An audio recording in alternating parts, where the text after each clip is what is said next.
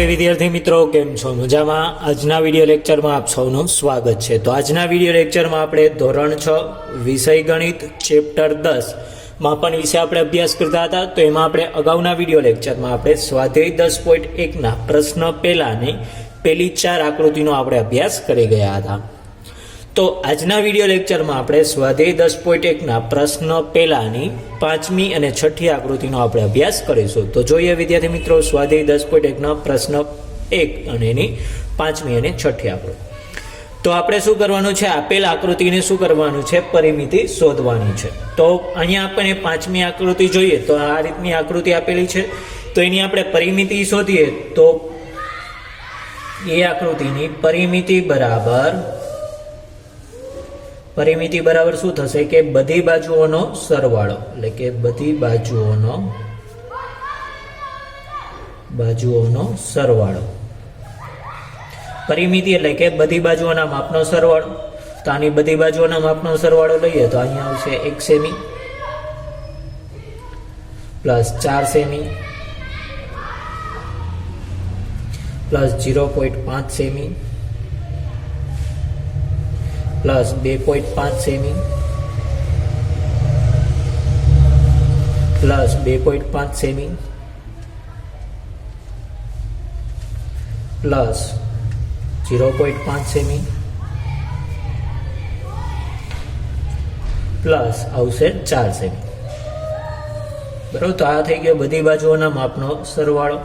तो हवे बधी बाजुओना मापनो सरवाळो करीए तो 4 ने 1 5, 5 ने 0.5 प्लस 2.5 એટલે આ થશે 3, એટલે કે 5 ને 3 8, 8 ને 3 2.5 પ્લસ 0.5 એટલે આ 3 થશે, 8 ને 3 11, 11 ને 4 થશે 15 સેમી। એટલે કે આવશે એ આકૃતિની પરિમિતિ થશે 15 સેમી કે બધી બાજુઓના માપનો સરવાળો, એટલે કે એની બધી બાજુના માપનો સરવાળો કરશો એટલે એની આપણને પરિમિતિ મળશે 15 સેમી। એટલે કે એ આકૃતિની પરિમિતિ કેટલી થશે? 15 સેમી। ત્યારબાદ આપણને આપેલું છે એફ આકૃતિ। તો એફ આકૃતિની પરિમિતિ બરાબર, તો એની પરિમિતિ બરાબર શું થશે? તો આવશે બધી બાજુઓના માપનો સરવાળો, એટલે આવશે બધી બાજુઓનો સરવાળો। એટલે શું થશે? બધી બાજુઓના માપનો સરવાળો થશે। તો બધી બાજુના માપનો આપણે સરવાળો લઈએ તો અહીંથી આપણે શરૂઆત કરીએ છીએ 4 સેમીથી, એટલે કે આવશે 4 semi plus 3 semi plus 2 semi plus 3 semi 2 semi plus 3 semi plus 1 semi plus 4 semi એટલે આવશે 1 semi plus 4 semi plus 3 semi plus 2 semi એટલે કે આવશે 3 semi plus 2 semi plus 3 semi plus 1 semi એટલે આવશે 3 semi plus 1 semi plus 4 semi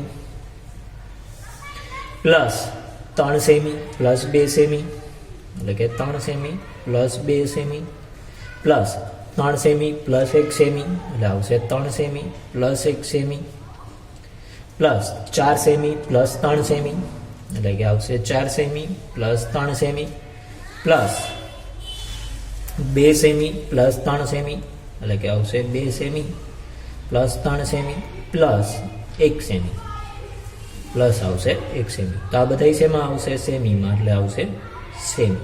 બરાબર।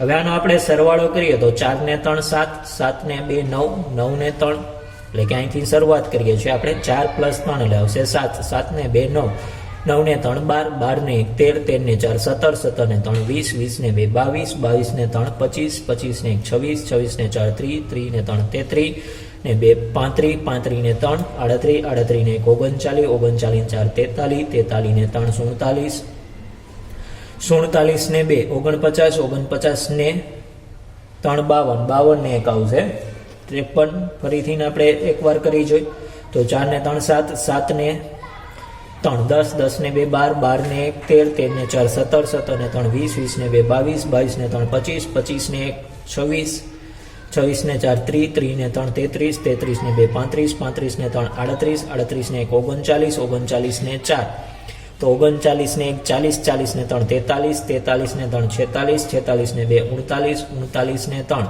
51, 51 ने 1 થશે 52 સેમી।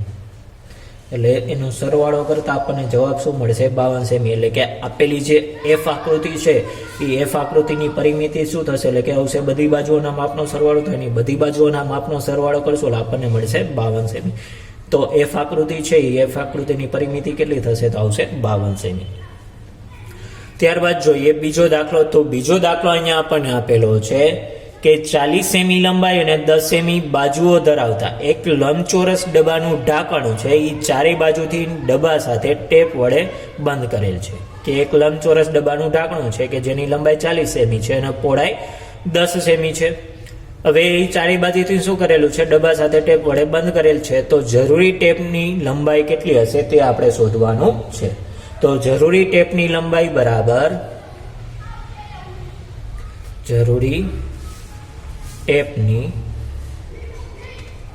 લંબાઈ બરાબર લંબચોરસ ડબ્બાના ઢાંકણાની પરિમિતિ થશે. કારણ કે લંબચોરસ ડબ્બો છે એટલે કે આવશે લંબચોરસ ડબ્બાના ઢાંકણાની પરિમિતિ, ડબ્બાના ઢાંકણાની પરિમિતિ એટલે કે જરૂરી ટેપની લંબાઈ બરાબર શું થશે? તો આવશે જરૂરી ટેપની લંબાઈ બરાબર લંબચોરસ ડબ્બાના ઢાંકણાની પરિમિતિ. તો લંબચોરસ ડબ્બાના ઢાંકણાની પરિમિતિ બરાબર શું થશે? તો આવશે 2 ગુણ્યા કૌંસમાં લંબાઈ પ્લસ પહોળાઈ. તો 2 ગુણ્યા કૌંસમાં લંબાઈ, તો લંબાઈ આપણને કેટલી આપેલી છે? 40 સેમી. એટલે અહીંયા આવશે 40 સેમી પ્લસ પહોળાઈ આપણને કેટલી આપેલી છે? 10 સેમી. એટલે અહીંયા આવશે 10 સેમી અને આ આવશે સેમીમાં. બરાબર. એટલે કે 2 ગુણ્યા કૌંસમાં 40 પ્લસ 10 સેમી. એટલે કે આવશે 2 ગુણ્યા 40 પ્લસ 10 કરશો એટલે આવશે 40 ને 10 50. એટલે આવશે 2 ગુણ્યા 50 સેમી. હવે 50 ગુણ્યા 2 કરીએ તો 5 દુ ને 10 અને 0 નો 0 એટલે આવશે 100 સેમી. તો જરૂરી ટેપની લંબાઈ કેટલી થશે? તો જરૂરી ટેપની લંબાઈ 100 સેમી અથવા તો 100 સેમી બરાબર શું થશે? 1 મીટર થશે. એટલે આવશે 100 સેમી બરાબર 1 મીટર. એટલે કે જરૂરી ટેપની લંબાઈ 100 સેમી અથવા તો 1 મીટર હોય. એટલે કે અહીંયા આપણે લખીએ કે જરૂરી ટેપની લંબાઈ કેટલી હોય? તો જરૂરી ટેપની લંબાઈ 1 મીટર એટલે કે 100 સેમી હોય. કે જરૂરી ટેપની લંબાઈ કેટલી હોય? તો જરૂરી ટેપની લંબાઈ કેટલી થશે? તો આવશે જરૂરી ટેપની લંબાઈ છે એ 1 મીટર એટલે કે 100 સેમી જેટલી હોય. ત્યારબાદ આગળ જોઈએ તો આગળ આપણને ત્રીજો દાખલો આપેલો છે કે એક ટેબલની ઉપરની સપાટીની લંબાઈના માપ 2 મીટર અને 25 સેમી છે અને 1 મીટર અને 50 સેમી છે. તો આ સપાટીની પરિમિતિ કેટલી હશે તે આપણે અહીંયા શોધવાનું છે. તો ટેબલની ઉપરની સપાટીની લંબાઈ આપણને કેટલી આપેલી છે? તો 2 મીટર અને 25 સેમી. એટલે કે અહીંયા આપણે લખીએ કે ટેબલની ઉપરની સપાટીની પરિમિતિ ઉપરની સપાટીની લંબાઈ બરાબર, તો ઉપરની સપાટીની લંબાઈ કેટલી આપેલી છે? 2 મીટર અને 25 સેમી. તો આને આપણે 2 મીટર અને 25 સેમી આપેલું છે એને આપણે મીટરમાં ફેરવીએ તો 100 સેમી બરાબર 1 મીટર થશે. તો અહીંયા 25 સેમી છે એટલે આવશે 25 સેમી બરાબર કેટલા મીટર? એટલે કે 0.25 મીટર આવશે. તો 2 મીટર પ્લસ 25 સેમી કરીશ એટલે આવશે 2.25 મીટર. એટલે આ 25 મીટર થઈ ગયું. એટલે કે આખું આપણે મીટરમાં લખ્યું એટલે આવશે 2 મીટર અને 25 સેમી બરાબર થશે 2.25 મીટર. એવી જ રીતે ટેબલની ઉપરની સપાટીની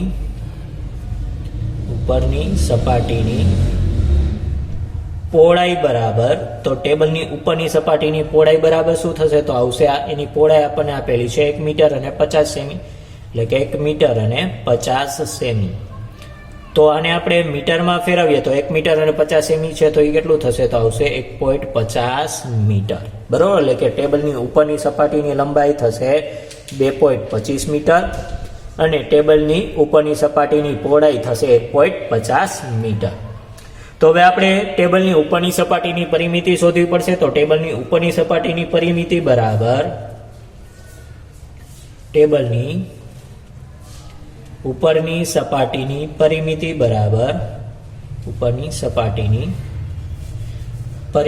બરાબર તો ટેબલની ઉપરની સપાટીની પરિમિતિ બરાબર શું થશે? તો આવશે 2 ગુણ્યા કૌંસમાં લંબાઈ પ્લસ પહોળાઈ. બરોબર, એટલે કે ટેબલની ઉપરની સપાટી કેવી છે? લંબચોરસ છે. તો લંબચોરસની પરિમિતિ બરાબર શું થશે? તો આવશે 2 ગુણ્યા કૌંસમાં લંબાઈ પ્લસ પહોળાઈ. તો 2 ગુણ્યા લંબાઈ કેટલી આપણને મળી? 2.25 પ્લસ પહોળાઈ કેટલી છે? 1.50 મીટર. તો આ બેનો આપણે સરવાળો કરીએ તો આવશે 2 ગુણ્યા 2.25 પ્લસ 1.50 એટલે 2 ને 1 3 અને 25 પ્લસ 50 કરશો એટલે આવશે 75 એટલે આવશે 3.75 મીટર. એટલે કે 2 ગુણ્યા 3.75 મીટર. તો 2 ગુણ્યા 3.75 મીટર કરશો એટલે આવશે 3 ગુણ્યા 3.75 ગુણ્યા 2 કરશો એટલે આવશે 7.50 મીટર. તો ટેબલની ઉપરની સપાટી છે એ ઉપરની સપાટીની પરિમિતિ કેટલી થશે? તો ટેબલની ઉપરની સપાટીની પરિમિતિ થશે 7.50 મીટર અથવા તો 7 મીટર અને 50 સેમી છે. એટલે કે અહીં લખીએ કે ટેબલની ઉપરની સપાટીની પરિમિતિ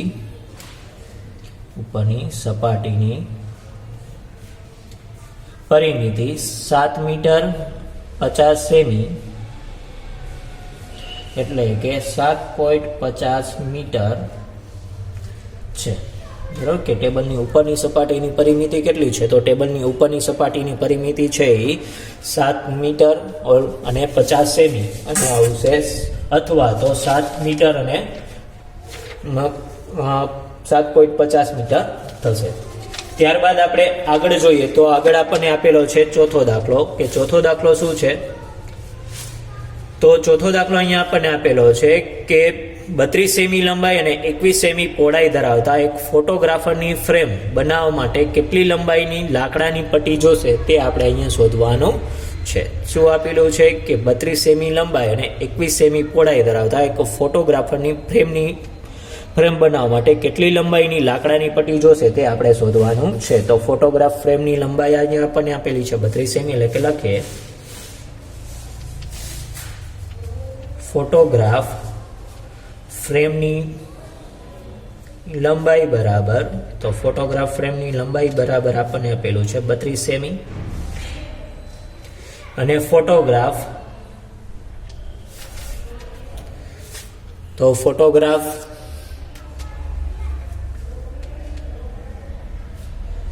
ફ્રેમની પહોળાઈ કેટલી આપેલી છે? તો ફોટોગ્રાફ ફ્રેમની પહોળાઈ આપણને આપેલી છે 21 સેમી. એટલે અહીંયા આવશે 21 સેમી.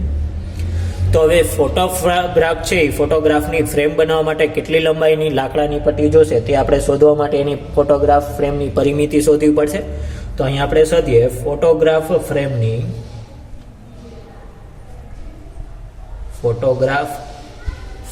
ફોટોગ્રાફની ફ્રેમની પરિમિતિ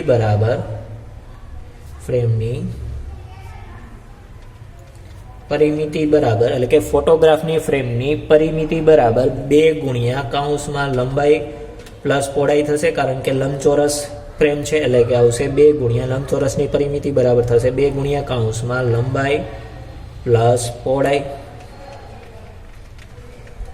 તો 2 ગુણ્યા કૌંસમાં લંબાઈ, તો લંબાઈ અહીંયા આપણને કેટલી આપેલી છે? 32 સેમી. પહોળાઈ કેટલી આપેલી છે? 21 સેમી. બરોબર, આવશે 32 પ્લસ 21 સેમી એટલે કે આવશે 2 ગુણ્યા 32 પ્લસ 21 કરીશ એટલે કેટલા આવશે? તો 32 પ્લસ 21 કરીશ એટલે આવશે 53 સેમી. એટલે આવશે 2 ગુણ્યા 53 સેમી. તો 2 ગુણ્યા 53 સેમી કરીશ એટલે આવશે 53 ગુણ્યા 2 કરીશ એટલે આવશે 53 દૂને 106 સેમી. બરોબર, એટલે કે 53 ગુણ્યા 2 કરશો એટલે આપણને મળશે 106 સેમી. તો ફોટોગ્રાફ ફ્રેમની જે પરિમિતિ આવી કેટલી આવી આપણને 106 સેમી. તો જરૂરી લાકડાની પટ્ટીની લંબાઈ કેટલી થશે? તો 106 સેમી. એટલે કે અહીંયા આપણે લખીએ કે જરૂરી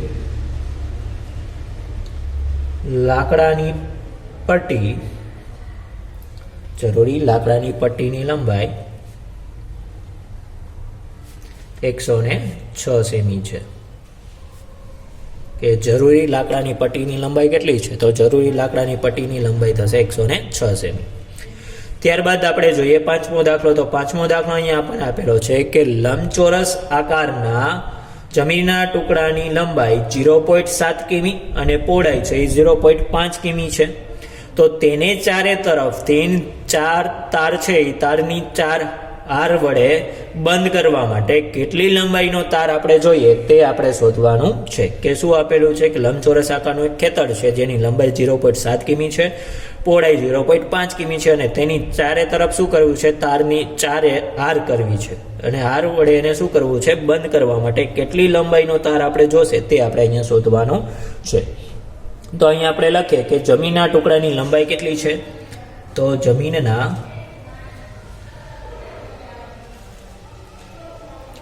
ટુકડાની લંબાઈ છે 0.7 કિમી અને પહોળાઈ છે 0.5 કિમી. બરોબર, તો જમીનના ટુકડાની લંબાઈ કેટલી છે, તો જમીનના ટુકડાની લંબાઈ છે 0.7 કિમી અને પહોળાઈ છે 0.5 કિમી. તો હવે જમીનના ટુકડાની પરિમિતિ શોધવી પડશે, કારણ કે જમીનના ટુકડાની ચારે તરફ એને શું કરવી છે, તારની વાડ કરવી છે. એટલે કે જમીનનો ટુકડો લંબચોરસ, તો એની ચારે બાજુ એને વાડ કરવી છે, તો લંબચોરસની પરિમિતિ આપણે શોધવી પડશે. તો જમીનના ટુકડાની પરિમિતિ બરાબર જમીનના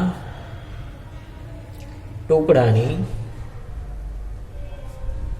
પરિમિતિ બરાબર, તો જમીનના ટુકડાની પરિમિતિ બરાબર શું થશે, તો આવશે 2 ગુણ્યા કૌંસમાં લંબાઈ પ્લસ પહોળાઈ. એટલે આવશે 2 ગુણ્યા કૌંસમાં લંબાઈ પ્લસ પહોળાઈ. તો 2 ગુણ્યા કૌંસમાં લંબાઈ કેટલી આપેલી છે, તો લંબાઈ 0.7 કિમી પ્લસ પહોળાઈ આપેલી છે 0.5 કિમી.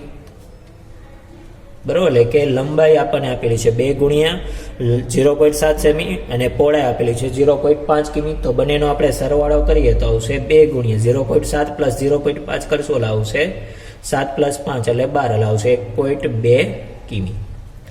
તો 1.2 ગુણ્યા 2 કરીશ એટલે આવશે 2.4 કિમી થશે.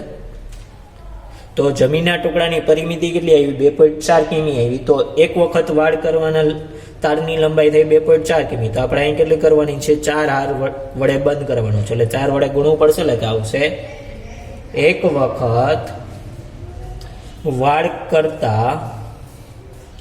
વાડ કરતા તારની લંબાઈ, એક વખત વાડ કરતા તારની લંબાઈ. તો તારની લંબાઈ જો એક વખત તારની વાડ કરવામાં આવે તો એની લંબાઈ થશે 2.4 કિમી.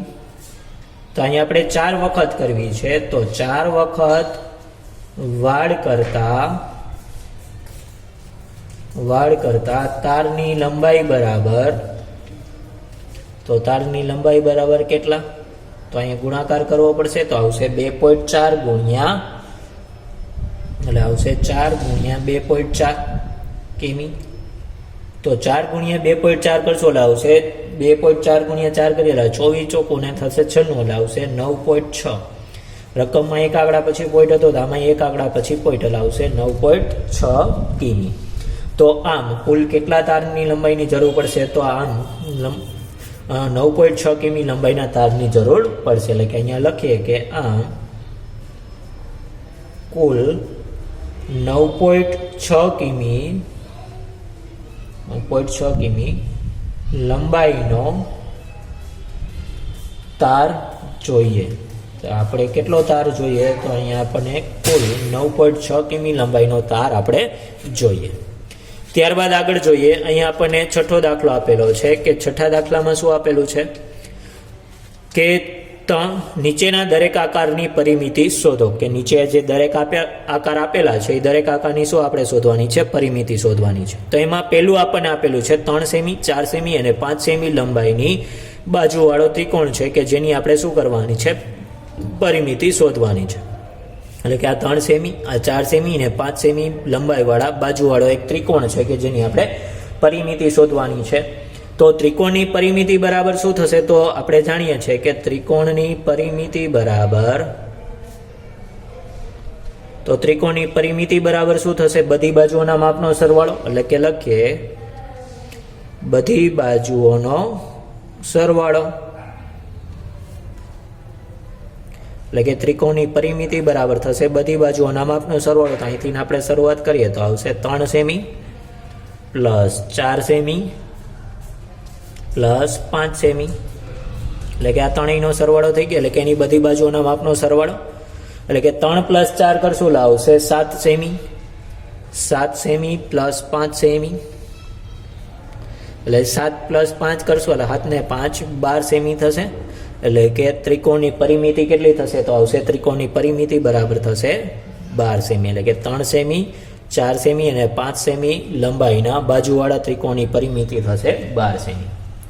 ત્યારબાદ આપણને આપેલું છે 9 સેમી લંબાઈની બાજુવાળો સમબાજુ ત્રિકોણ. તો સમબાજુ ત્રિકોણ એટલે કે એની બધી બાજુના માપ કેવા હશે? સરખા હશે, એટલે કે ત્રણેય બાજુના માપ કેવા હશે? 9 સેમી હશે, એટલે કે સમબાજુ ત્રિકોણની દરેક બાજુના માપ કેવા છે? 9 સેમી છે. એટલે કે અહીં આપણે લખીએ કે અહીં ત્રણેય બાજુના માપ કેવા થશે? સરખા થશે, કારણ કે સમબાજુ એટલે કે એની ત્રણેય બાજુના માપ કેવા હશે? સમાન હોય, તો એવા ત્રિકોણને કહેવાય સમબાજુ ત્રિકોણ. એટલે કે અહીં સમબાજુ ત્રિકોણની પરિમિતિ, સમબાજુ ત્રિકોણની દરેક બાજુના માપ, સમબાજુ ત્રિકોણની દરેક બાજુના માપ કેટલા છે? તો દરેક બાજુના માપ 9 સેમી છે, બરાબર. સમબાજુ ત્રિકોણની દરેક બાજુના માપ 9 સેમી છે. તો સમબાજુ ત્રિકોણની પરિમિતિ બરાબર શું થશે? તો આવશે સમબાજુ ત્રિકોણની પરિમિતિ બરાબર, સમબાજુ ત્રિકોણની પરિમિતિ બરાબર, તો સમબાજુ ત્રિકોણની પરિમિતિ બરાબર શું થશે? તો આવશે 3 ગુણ્યા બાજુની લંબાઈ, કારણ કે સમબાજુ છે તો એની બધી બાજુના માપ કેવા થશે? સરખા થશે, આવશે 3 ગુણ્યા બાજુની લંબાઈ. તો 3 ગુણ્યા બાજુની લંબાઈ કેટલી આપેલી છે? 9 સેમી, એટલે કે 3 ગુણ્યા 9 સેમી આવશે, તો 9 તેરીને કેટલા થશે? 27, એટલે આવશે 9 તેરીને 27 સેમી. તો 9 સેમી બાજુવાળા સમબાજુ ત્રિકોણની પરિમિતિ કેટલી હશે? તો આવશે 27 સેમી. ત્યારબાદ આપણે જોઈએ સી. તો સી માં શું આપેલું છે કે સમદ્વિબાજુ ત્રિકોણ કે જેની સમાન બાજુઓની લંબાઈ છે 8 સેમી, એટલે કે આ સમાન બાજુ હોય સમદ્વિબાજુ, એટલે કે જે ત્રિકોણની બે બાજુના માપ સરખા હોય એવા ત્રિકોણને કહેવાય સમદ્વિબાજુ. તો અહીંયા સમાન બાજુઓની લંબાઈ કેટલી છે? 8 સેમી, 8 સેમી, અને ત્રીજી બાજુની લંબાઈ છે 6 સેમી. તો એની આપણે શું શોધવાની છે? પરિમિતિ શોધવાની છે. એટલે કે અહીં સમબાજુ ત્રિકોણની બાજુઓના માપ છે 8 સેમી, એટલે કે અહીં આપણે લખીએ કે અહીં સમદ્વિબાજુ